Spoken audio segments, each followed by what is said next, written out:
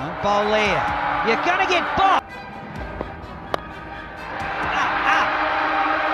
CPL এ প্রথম ম্যাচেই 29 বলে 100 রান করে ম্যাচ জেতালেন সাকিব আল হাসান। সেই সাথে হলেন ম্যান অফ দ্য ম্যাচও। হ্যাঁ দর্শক, বিস্তারিত জানুন পুরো ভিডিও জুড়ে। অ্যান্টিগা অ্যান্ড বারবুডা ফ্যালকনসের জার্সিতে আবারও নিজের ঝলক দেখালেন বাংলাদেশের বিশ্বসেরা অলরাউন্ডার সাকিব আল হাসান। মাত্র 29 বলে 100 রানের বিধ্বংসী ইনিংস খেলে দলকে এনে দিলেন রোমাঞ্চকর এক জয়।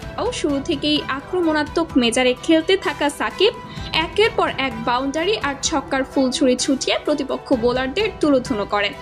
স্ট্রাইক রেট ছিল 345-এর বেশি, যা প্রমাণ করে তার এই ইনিংস কতটা ভয়ঙ্কর ছিল।